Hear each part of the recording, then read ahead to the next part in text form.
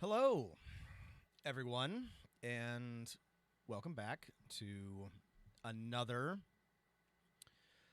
Radical History stream. I have a new microphone. Hopefully, it sounds good. You can hear me. It looks like the sound is coming through, so that's a good sign. None of you told me, but during my Haymarket lecture, my mic was already going and it sounds all weird and scratchy. So thanks for nothing, I guess.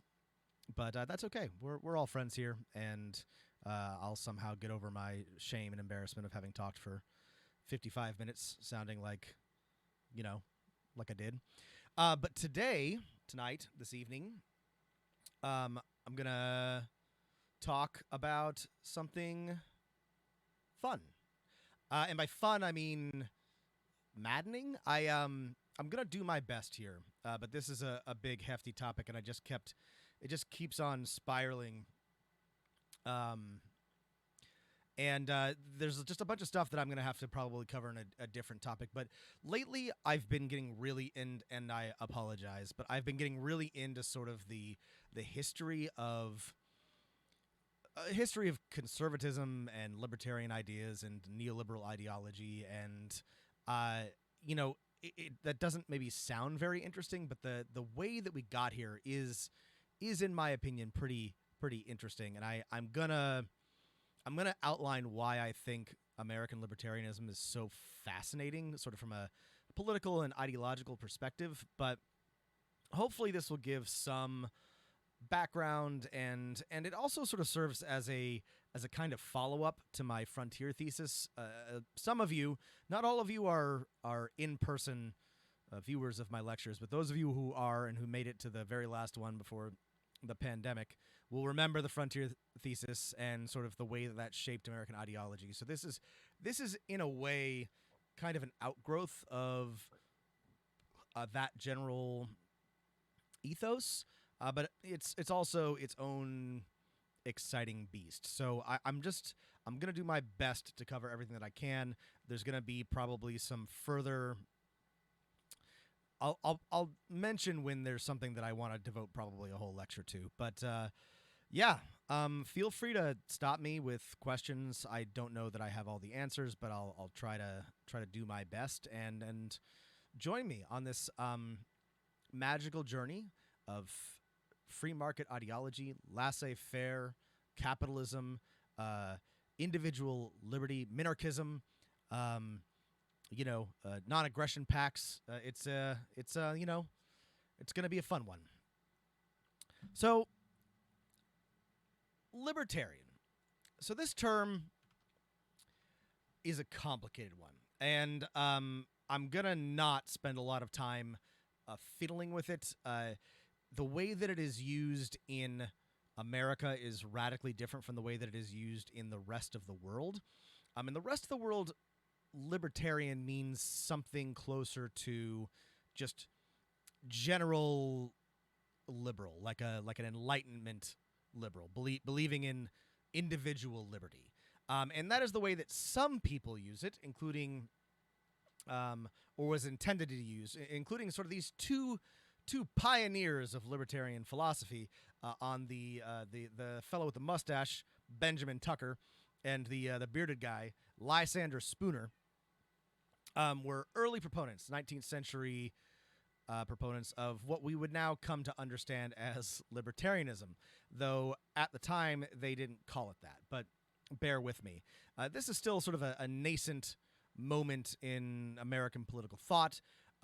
Spooner started out. Lysander Spooner is a hell of a name, and he started out as an abolitionist, and he was an abolitionist. He wrote a book called "The Unconstitutionality of Slavery," and then later, for some reason, "No Treason," the Constitution of No Authority, which was opposed to bringing treason charges against secessionists. He also set up direct competition with the post office with his private American letter mail company. But Lysander Spooner was an early sort of proponent of what we would now come to understand as libertarian ideology, small government, that sort of thing. And then the other guy, Benjamin Tucker, he called himself a libertarian socialist and was opposed to state socialism and was more of what he termed an anarchist socialist or anarchist or into anarchist socialism and a mutualist. Those of you who are big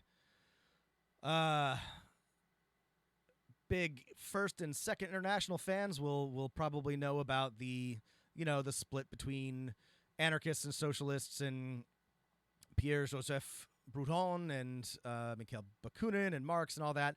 And I'm not going to go into too deep a detail about that because it's its own lecture. But just know that among the anti-capitalist left, there is and was a division between sort of, more state socialists, Marxists, and anarchists. And that's a very narrow understanding, but just know that the early, what you might call libertarians, were actually more closely aligned with forms of socialism than they were with capitalism, and they used this term very early on. And in retrospect, there's not really a through line, but I wanted to talk about these two dudes because Lysander Spooner is a super cool name. That is not the cat. That is actually a different cat. That is Small Sir. Wellington has stripes. I don't know where he is. Anyway, moving on. So, getting to the actual history. So, as you might know, there was a Great Depression in the United States in the late 20s and early 30s, and it was pretty bad. Initially, Hoover thought that he could manage the crisis with sort of a hands-off, low taxation, laissez-faire response. It did not go well.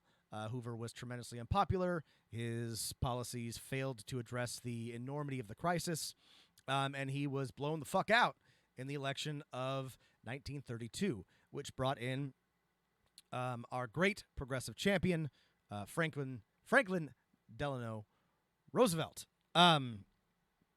who instituted, among other things, the New Deal. And as I'm sure all you fine students of American history will remember, it involved all sorts of public works projects, the Civilian Conservation Corps, the Tennessee Valley Authority, all sorts of beautiful Keynesian deficit spending to pump money back into the economy and give people jobs, and it worked.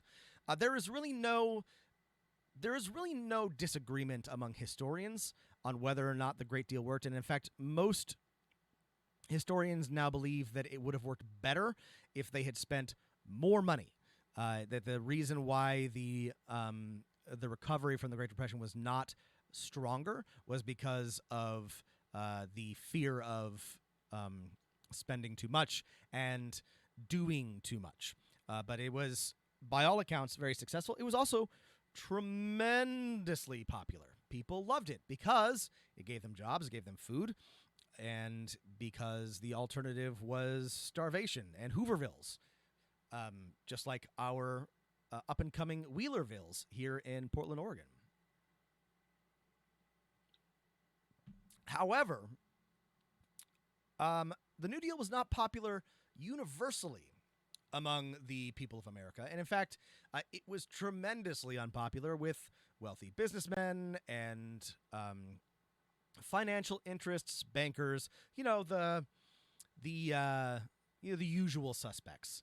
And in the 30s, the retired Marine Corps Major General Smedley Butler asserted that wealthy businessmen plotting to create a sort of use the veterans of the country to create a fascist organization with Butler at its head to perform a coup d'etat and overthrow Franklin Roosevelt.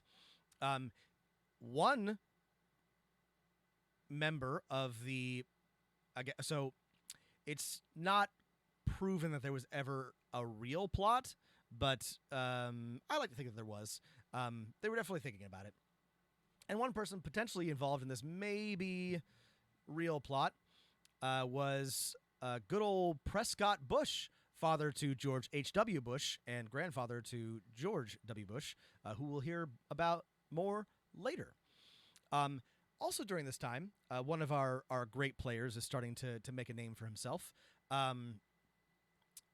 The father of the Koch brothers makes his fortune during this time period.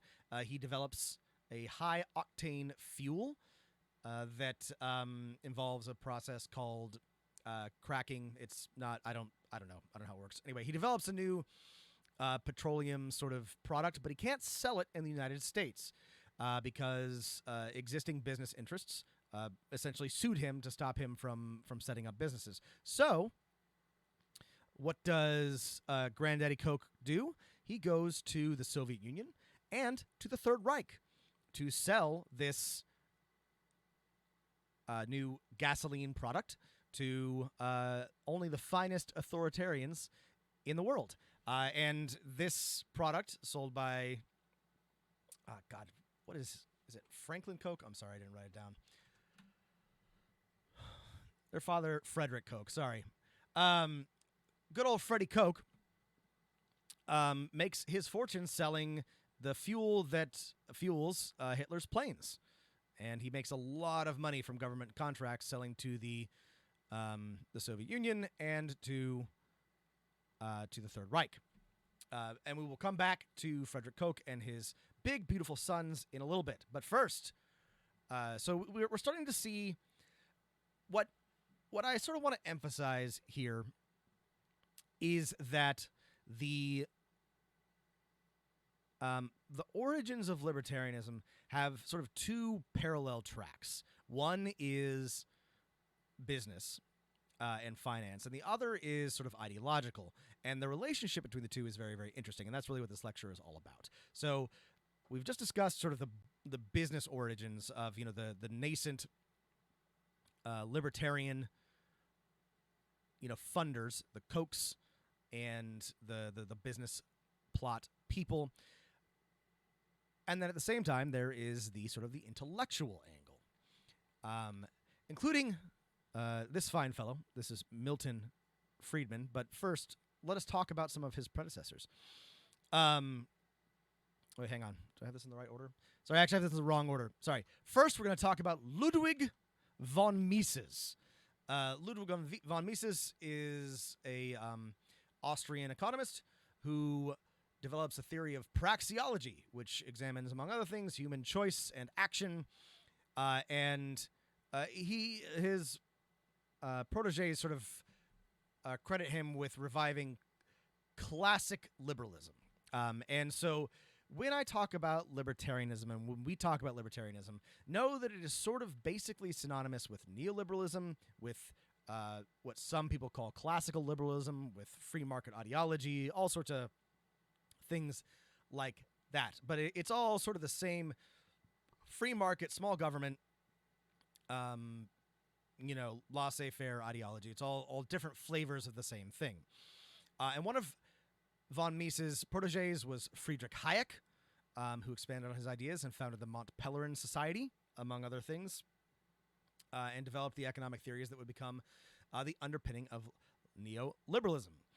Hayek, von Mises was very popular, but Hayek received special attention in the 80s and 90s when Margaret Thatcher appointed one of his chief followers as the Secretary of State for Industry. And David Stockman was Ronald Reagan's most influential financial official and also an acknowledged follower and fan of Hayek. Interestingly, Hayek wrote an essay called Why I Am Not a Conservative, which opposed conservatism that basically for the reasons that it stands still, and he considered himself more closely aligned with classical liberalism. He also found the term libertarianism singularly unattractive and called himself either an old Whig or a a something else. I'm blanking on it. Anyway, despite that, these are essentially what we would identify as neoliberals or as libertarians, and their ideas become increasingly popular in the 20th century, especially in, come back to that, the Chicago School. And the Chicago School of Economics at the University of Chicago is one of the most important institutions and sort of intellectual centers of gravity for neoliberalism, the libertarian movement, and it was, up through the 1930s, a pretty standard economics department. But in the 1930s, because of a variety of reasons, it took a pretty hard turn away from Keynesian economics, which is what everyone was sort of studying, and away from social democracy in general. A Whig, W-H-I-G, as in Whig history, as in British Whigs. But it was dumb. Hayek was dumb. That was a dumb thing to call himself. Don't worry about it. It also shifted away from economics as sort of a traditional social science that, considered things like how people actually behave, and became more of an abstract and theoretical discipline.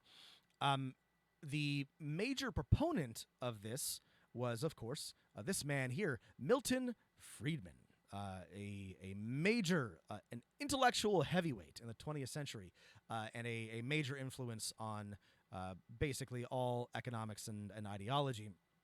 With George Stigler and some others, Friedman led the Chicago School of Economics, which he might call a neoclassical, but it rejected Keynesianism in favor of monetarism. Sorry, I did not mention John Maynard Keynes because I don't have time. Just know that he had a more his economics suggested things like social democracy and deficit spending, and also suggested that we might not have to. He theorized that things were going so well, and that the thing that we would have to worry about in the future was not, unemployment, but too much productivity, and that people would not have to work 40 hours a week. And I'm sorry, Keynes, you were wrong. Anyway, so the Chicago School promoted, and Friedman especially promoted, privatization, deregulation, and free markets, of course. Friedman wasn't just an intellectual. He was extremely influential, but he was also the advisor and speechwriter to Barry Goldwater. He was an advisor to Ronald Reagan when he was governor of California, and was active in his political campaigns.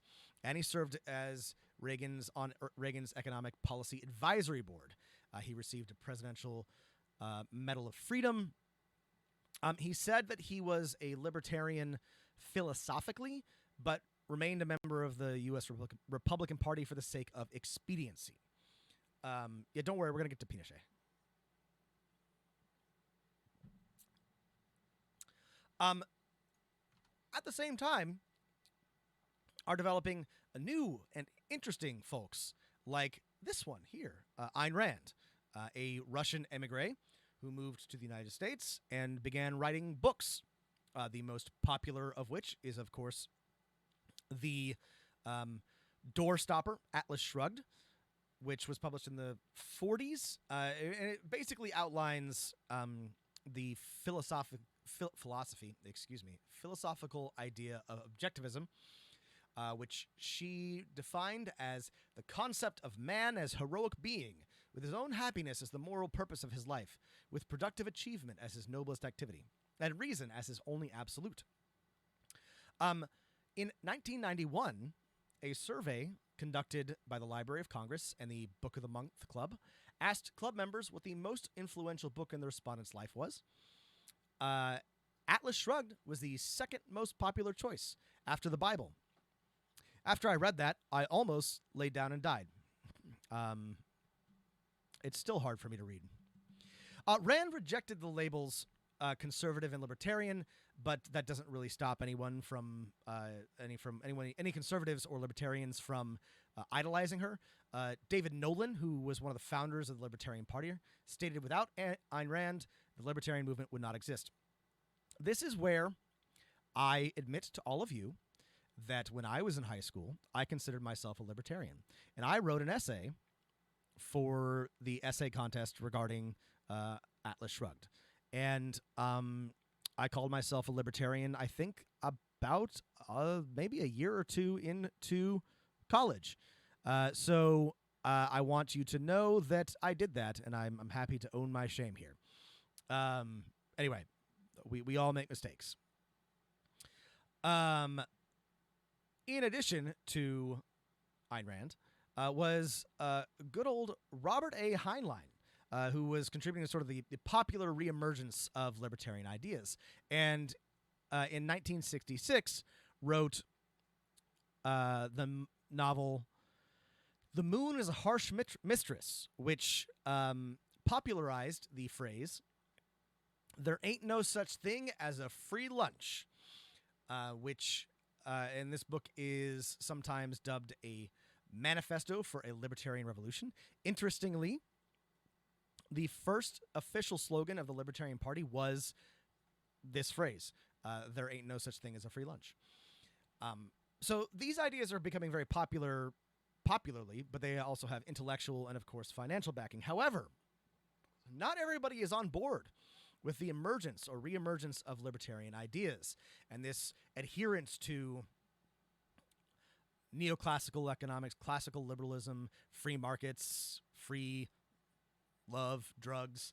Ayn Rand was notably and notoriously a atheist and was very loud about it, which, despite the fact that she was ideologically, aligned with them, made her the enemy of some conservatives, especially this fellow, William F. Buckley.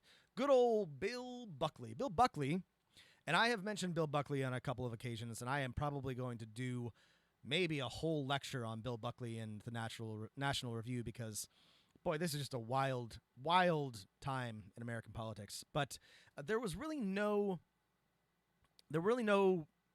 magazines or print media, not anything really significant for conservatives. And so in 1955, Bill Buckley founded the National Review, which is still going on and is a very popular and influential conservative magazine.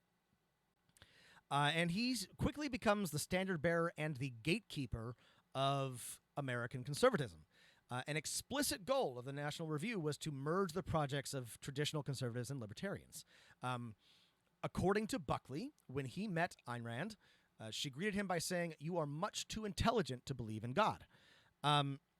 Buckley, despite the fact that they shared a lot of views, thought that Rand's style clashed with the conservative ethos, and that her hostility to religion made her philosophy unacceptable to his understanding of conservatism. He published a very scathing review by Whittaker Chambers of Atlas Shrugged, and several critiques over the years. He basically sort of exiled Ayn Rand from official Republican ideology, as he did for members of the John Birch Society, of which the Koch brothers were, and anti-Semites. Good for you, Bill Buckley. But his influence over the party began to wane in later years. But for a while, he held... Whittaker Chambers would be a great cat name. I'm not sure I would like having a cat named Lysander Spooner or Whittaker Chambers or Ludwig von Mises because of what it would make me think of, but those are good names for cats. Anyway, so the conservative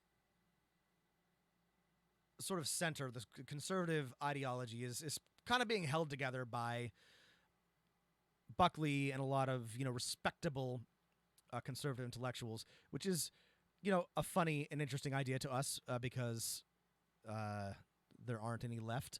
But at the time, these were well respected, and they managed to sort of keep these uncouth and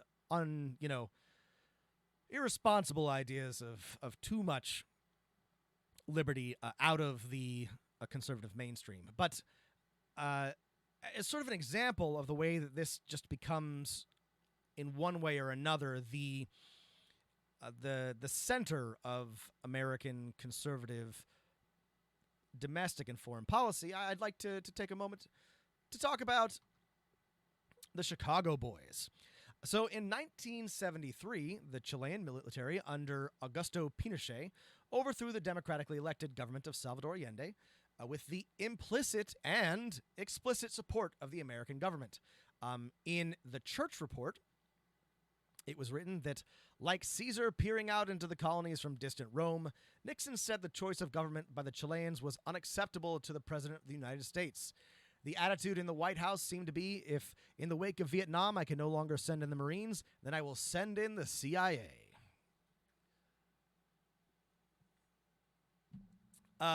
So, though the government denied that they were involved, the CIA 100% was involved with and made possible the overthrow of a democratically elected government by a fascist who then killed 2,000 to 3,000 political opponents and tortured 30,000 more, including by throwing them out of helicopters, which, if you go see the Proud Boys tomorrow in my city in Portland, they will be wearing shirts that show people getting thrown out of helicopters because they're fascists.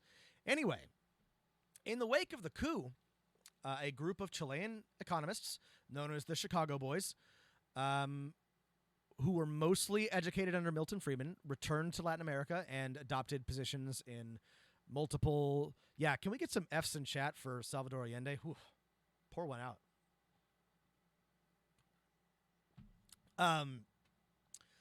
Adopted positions in numerous South American governments, especially the military dictatorship of Chile. Interestingly, and this is when we're talking about how this sort of ideological division is maybe not as real as it seems, Buckley also supported the military dictatorship of Augusto Pinochet, and despite having different reasons for it, was all about overthrowing democratic governments whenever it served his needs. Not that it matters, but most...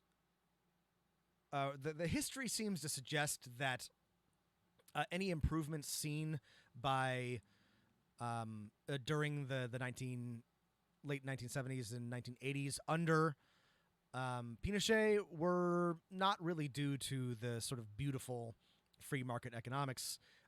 What they were responsible for, Chile is quite wealthy. It is also quite unequal, and it is also quite friendly with American business interests, especially mining interests and other industrial capitalists.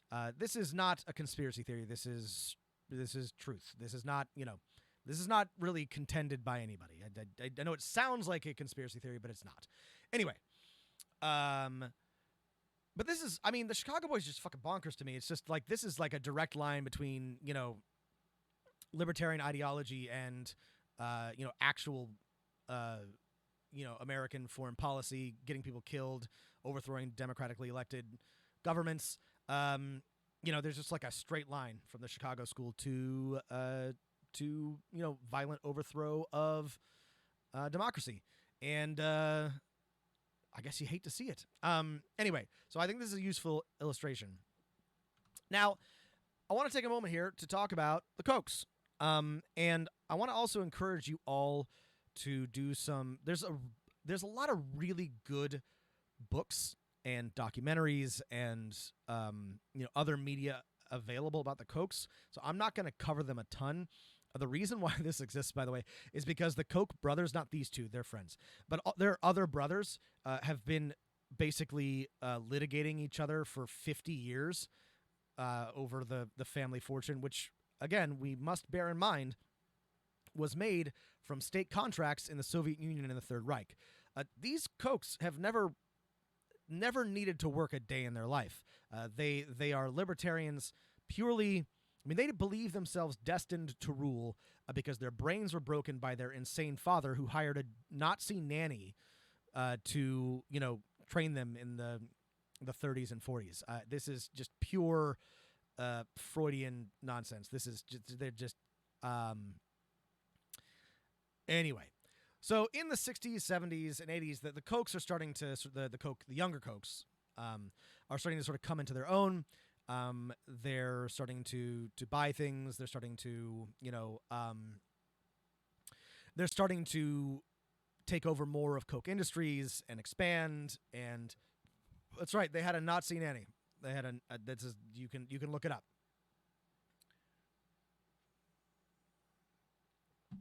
Anyway, the Kochs are starting to make themselves known at this point, and like Ayn Rand, Buckley doesn't like them.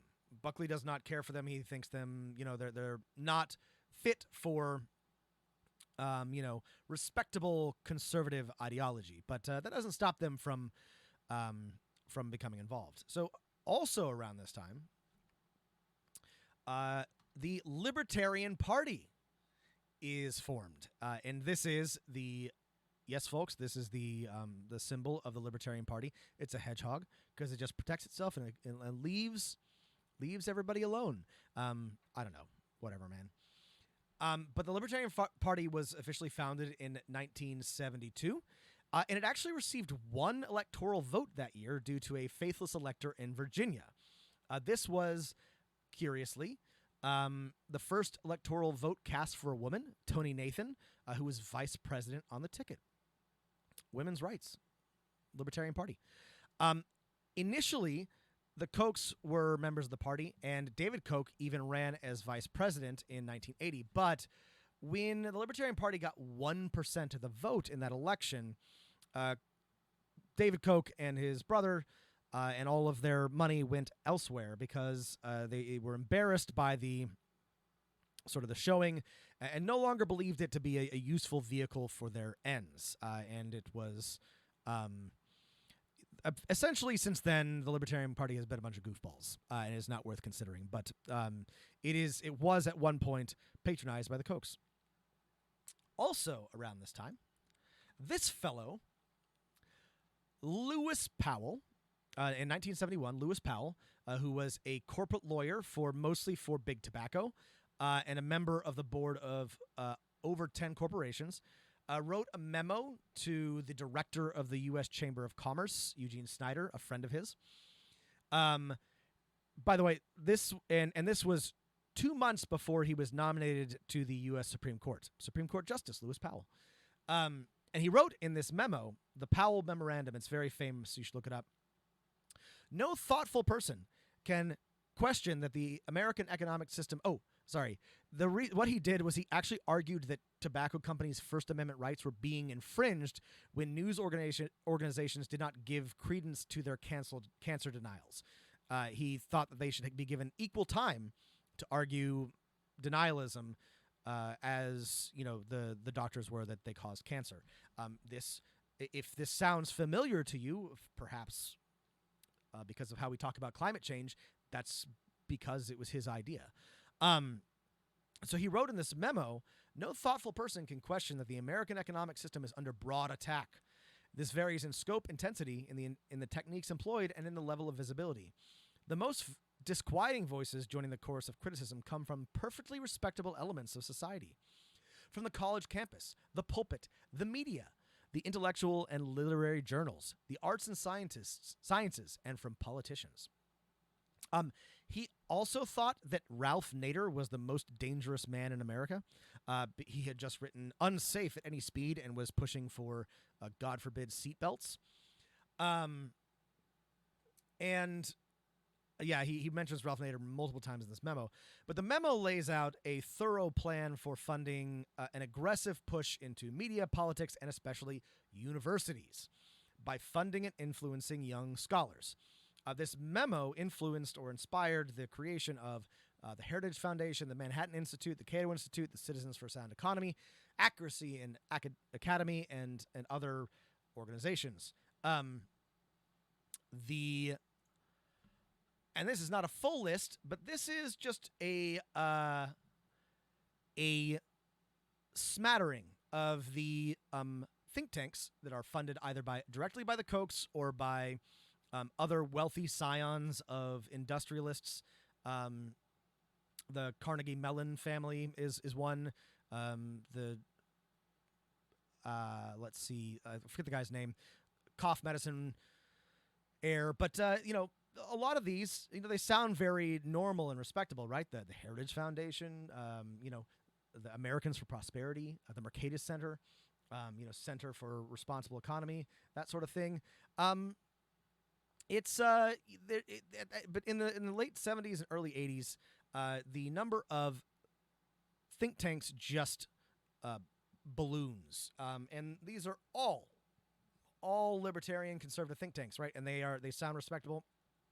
And what they do is they start to fund not just sort of like libertarian friendly professors and students, but really anybody who might even be vaguely on their side. And what they'll do is they've got this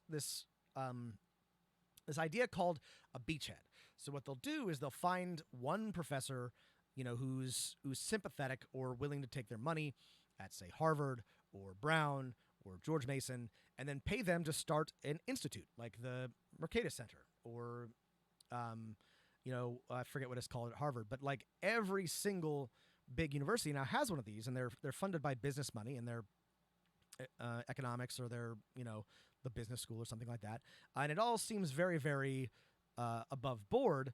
But what it does is it provides sort of this pipeline of conservative and libertarian leaning intellectuals and academics who let me blow this up while I'm rambling so you can see the full list. It's not the full list, but just more of these.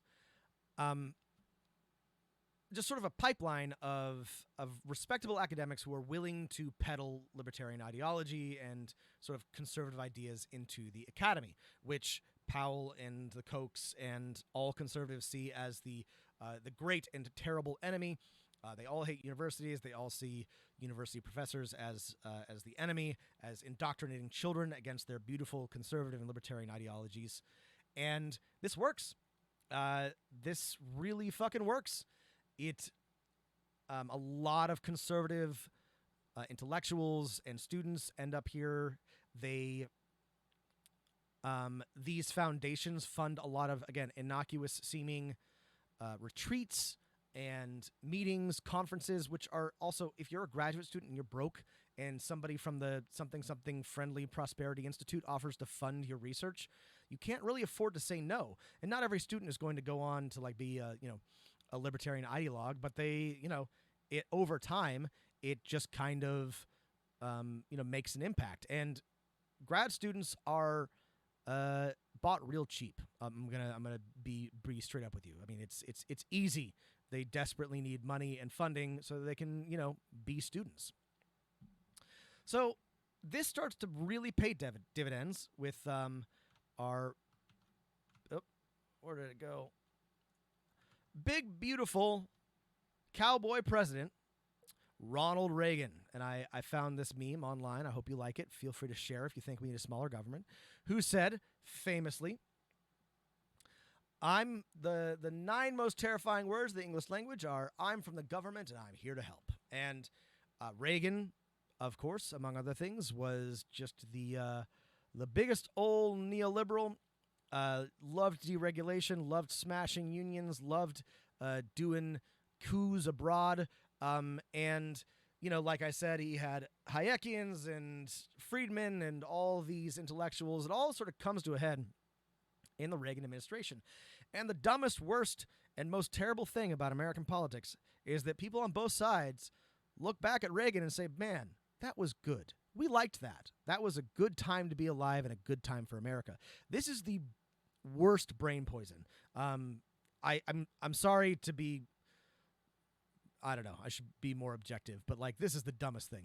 Just to the absolute like the bipartisan reverence for Ronald Reagan is just it's my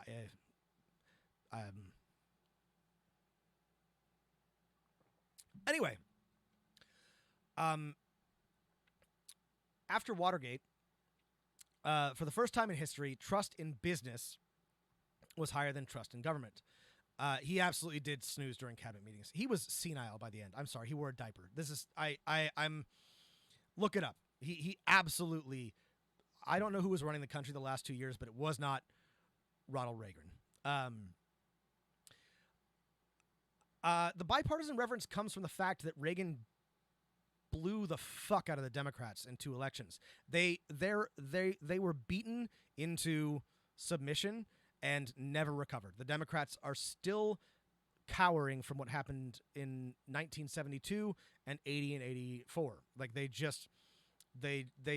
internalize the criticisms of the Conservative Party, and they have never recovered. They just our Democrat. Yeah, he won 49 states. Most of our Democrats, like the average age of the Democrats, is like 70 or something like that. They all remember this like it was yesterday. They have not gotten over it. And from a certain perspective, the 80s were a prosperous years. They were not. They were absolute madness. It was terrible. I mean, it wasn't terrible. It wasn't the worst, but Reagan made it seem like America was doing great. He essentially beat the Soviet Union. Like this is why people revere him. It's dumb. It's also, the influence of people like the Kochs and all of these think tanks and Fox News. It's I'll do a whole thing on Reagan. I got to move on. Anyway, Watergate destroyed Americans' trust in government, and as a result, they were really, really, really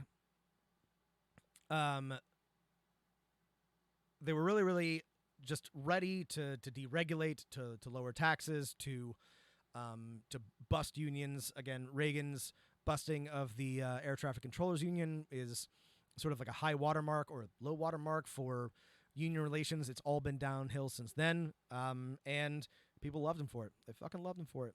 And so we're going to end, and this isn't really the end. I wanted to go all the way to the Tea Party, but that's not really like history, and also we lived through it, and I don't want to talk about it, but know that there's a through line from this to the Tea Party. But I wanted to sort of like end on this big round boy, Grover Norquist, who founded in 1985, according to him, at the request of Ronald Reagan, the Americans for Tax Reform Foundation. And this was quoted in my email, but he stated that his goal was to cut government in half in 25 years, to get it down to the size where we can drown it in the bathtub.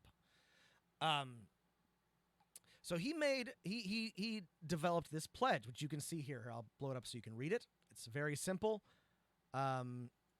I, whoever, pledge to the taxpayers of the state of where I'm from that I will oppose and veto any and all efforts to increase taxes. And almost every Republican from then until now has signed this pledge. At the 1988 Republican National Convention, George H.W. Bush famously said, "Read my lips, no new taxes." And he broke this promise. And because he broke that promise, it was a major point of attack for Pat Buchanan's unsuccessful primary challenge 4 years later, and may have probably cost him the re-election. So just for reference, in 2012, 238 of 242 Republicans and 41 of 47 House Republicans and 41 of 47 Senate Republicans signed this pledge.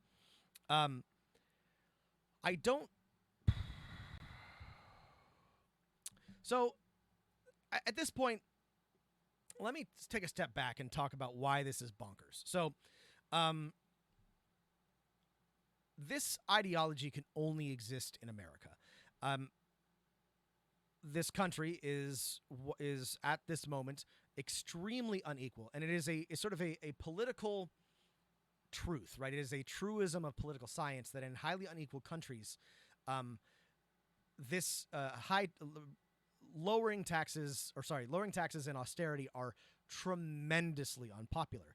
And if you poll anybody in America, including Republicans, cutting taxes on the rich is a phenomenally unpopular policy.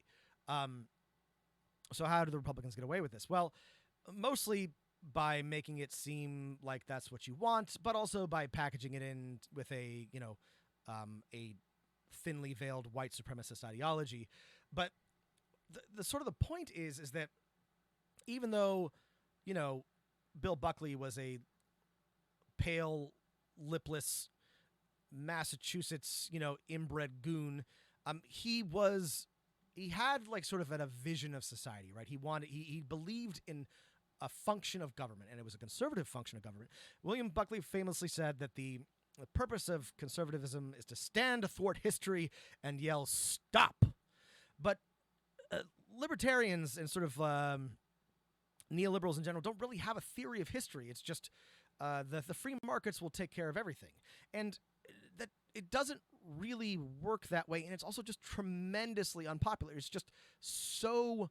people don't want that. Austerity is not a popular position, but they've managed to get away with it for 20 or 30 years because because both parties have adopted this language of austerity and tax cuts. It's just a through line in American politics, which is largely due to the influence of think tanks. Look, legislators are dumb. Legislators are not smart.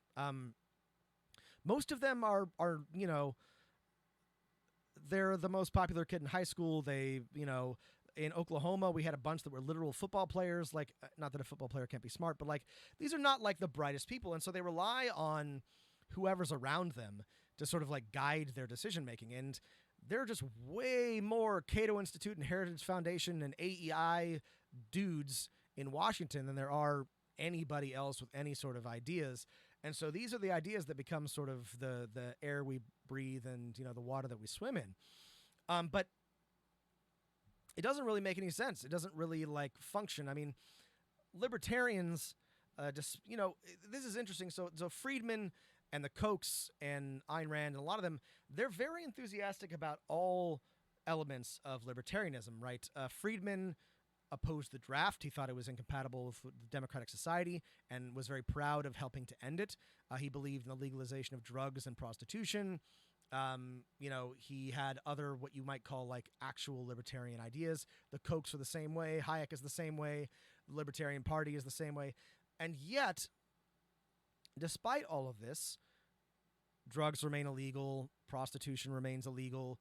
The energy on the right, the energy in the libertarian movement and the neoclassical neoliberal movement is for tax cuts. It's for tax cuts and pro-business changes. It's not for any of the other theoretically libertarian ideas, right? The idea is that a libertarian is socially progressive and fiscally conservative, but in truth, they're just fiscally conservative. And there's also, this is more politics than history, but there's all kinds of things like professional licensing, which some libertarians are serious about, but others are not, which, captures business interest in patent laws. And the Chicago school is just notorious for promoting restrictive patent laws, but, free market ideology everywhere else. And there is no analog to this, to libertarianism or to I do wonder. Here's the thing: the more that you read about these people's backstories, the more it makes you wonder, like, if libertarianism isn't due to some sort of largely, childhood pathology. But there is no libertarian party in France or Germany or Italy. There are conservative parties, but but nobody. I mean, there is the Tories in England are a little bit. They are very neoliberal, but even they are willing to spend money in a way that nobody has to sign a tax pledge, to be a member of parliament. And the capture of just sort of American political thought by this movement is one of the greatest success stories in political history. I am loath to say it, but the Kochs, Friedman, all these scions of industrialists deserve all the credit in the world for coming up with a plan for changing American political discourse and then executing it. They succeeded beyond anyone's wildest dreams, and it's horrifying because it does not serve the country well. The contradictions of this ideology are sort of tearing this country apart. I mean, I do think that it is partially because it was possible to pretend like this would work because of America's sort of post-war prosperity, right? You could pretend that everyone would just keep getting richer, but I also think that it's just our unique system of government, our unique judicial system, and our sort of failure to guard against the influence of money in politics. This is not, the thing is like a lot of these people are true believers, right? They're not just cynically, pushing these things because it will make them richer. I'm pretty sure the Kochs have spent more money funding things than they will ever make back from tax cuts. But like, they really, like, a lot of these people really do believe this, like, that the free market will solve everything, right? That everything is better solved by the free market. And what's, these people see themselves as classical liberals, as inheritors of the American tradition. And I've said this 1,000 times and nobody cares, but, Adam Smith would be appalled. He would be just absolutely sickened by this. He believed very strongly in, caring for the poor and for both government and private charity. He was shocked and hated the idea of, people living in poverty when they didn't have to. So, I think it's important to understand like where this comes from. It's wild, like I said, I was captured by this. This is very popular among young men on like Reddit and other parts of the internet because it sounds logical, right? It sounds like it makes sense, right? Everybody should be free to make their own decisions, but we live in a society, folks, and even if you would like the government to be small, it is not small. It is enormous. It has its government fingers in everything that you do, and a lot of that stuff is invisible.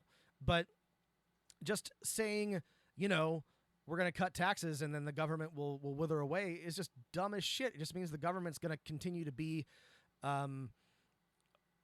impose itself in all the places that it already does, and the places where it needs to grow to meet the needs of its populace, it will just suffer endlessly. And it's wrong for like 1,000 reasons, but even by its own logic, right, it doesn't make any sense. Like it's clearly, like, no libertarian would act. I mean, when you really press them on it, they'll be like, oh, we'll all build our own roads or whatever. But like, they don't want to like dismantle roads or private utilities or whatever. And none of them are willing to commit to something like, if you really believed in libertarian ideology, you would support a 100% inheritance tax, right? So everyone starts out at the same level, but they won't because they don't actually believe in it, right? They don't actually give a shit. It's all just, they want to be able to carry guns and smoke weed and, fuck, Elon Musk got $5 billion in government subsidies. It's all just horseshit. It's just, it's a bankrupt, empty ideology. It doesn't mean anything. The people who push for it haven't thought it through. It doesn't work. It's bad. And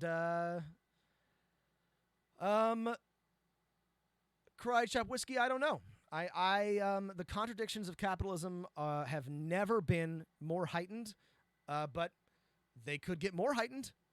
They could get more heightened before there's a revolution. There could never be a revolution. We could all just suffer under the grinding heel of capital forever. And this is my final point, right? Like if you were a capitalist or somebody who was invested in the ongoing success of American enterprise, you would give people money. You would give people enough money so they would shut the fuck up. But that's the crazy thing. It would not cost very much to stop people from rioting, right? From agitating, right? It would be very easy to pay off the American people, and they won't do it because that's how intense their commitment to this ideology is. That's how captured the American brain is by the theory of the free market. They're going to let it. They will let it destroy the country rather than just give the people enough money to keep them. Like it just would not cost very much. And frankly, cynically, this is what they do in Europe. right? Europe is still unequal, right? Europe still has plenty of oligarchs, but they have enough social democratic norms that people, despite the fact that they don't have real political power, right? They are not in control. It is still capitalist. They at least live good lives, right? And this is entirely accomplishable in America. And if they wanted to succeed, right, if the capitalists wanted to maintain power, they would just give people money. But you know, that's what's going on. Okay. Any final questions? I got all worked up, but that's a rough history of sort of this ideology, and that's what I got for you folks. I really want to talk about so, you know, put a pin in it for the future, but, you know, I want to talk about Allende, something like, you know, Trevor Gertch or something like that, you know, something real, like, it's got to have a really, like, disgusting sounding name, like either first or last. Grover. Mom, Nancy, is that a compliment or not? Well, Dr. Lyon, that's a great point, and I encourage people to read or watch that the It Could Happen Here. It's Roth, right? Anyway, actually, I should talk about Lindbergh. That's a whole... Sorry, Sinclair Lewis. Actually, Lindbergh and the 30s and fascism in America. The thing is, like, America got real close to fascism. And either next week or the week after, when I talk about eugenics, I will talk about how a lot of the ideas the fascist states developed came from here first. And so I think it is very unfortunate that we... Miles Turgeon is a pretty good one. The fact that we think that we are not susceptible to fascism is bad, because we are very susceptible to it, and we did not deal with it the same way that a lot of the European states did. So anyway, thank you all for tuning in. Have a great Friday. I'll be back next week.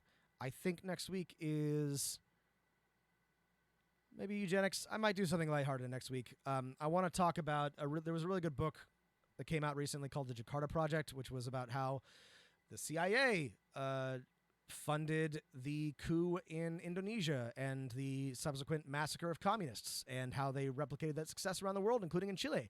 But I might be too depressed for that. So we'll see what I feel like talking about next week. But yeah, thank you all, and I'll see you all next week. Stay healthy and stay safe, and have a good weekend.